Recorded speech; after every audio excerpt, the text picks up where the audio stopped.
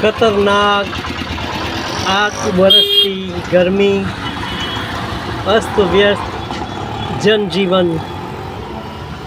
લોકો ક્યાંય પણ નીકળે છે તો માથા ઉપર દુપટ્ટા ઓઢીને નીકળે છે। ઘણા લોકો ટોપી પહેરીને નીકળે છે, ઘણા લોકો છત્રી લઈને નીકળે છે। ચારે બાજુ તાપમાનનો પારો ખૂબ જ ઊંચો જઈ રહ્યો છે।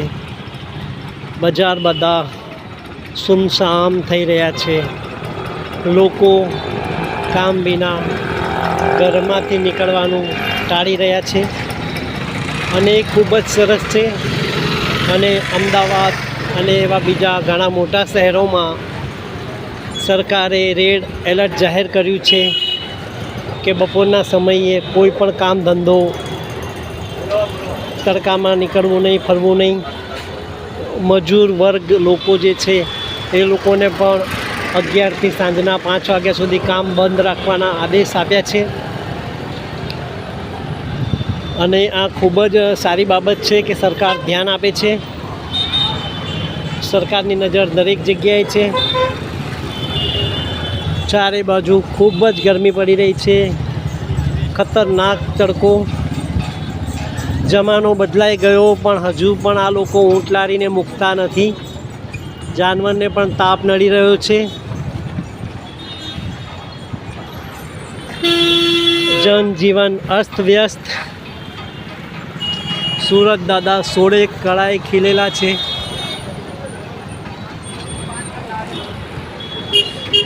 ચાર પાંચ દિવસ પછીની આગાહી છે કે જોરદાર વાવાઝોડું, કાટકા વીજળી સાથે વરસાદ તૂટી પડવાનો છે।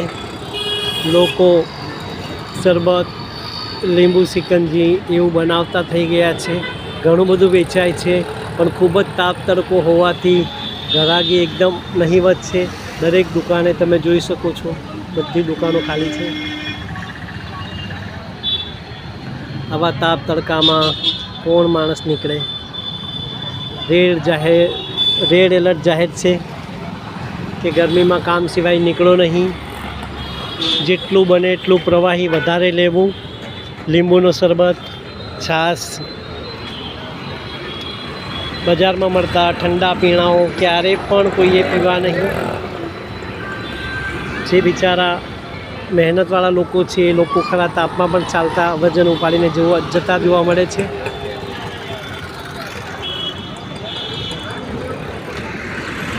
ગરમીમાં બહાર નીકળવું નહીં અને નીકળવું પડે તો સાવધાનીથી નીકળો। ખરા તડકામાં બહાર નીકળવું નહીં।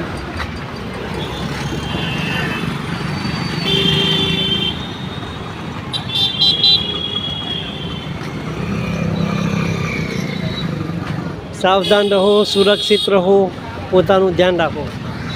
ઓમ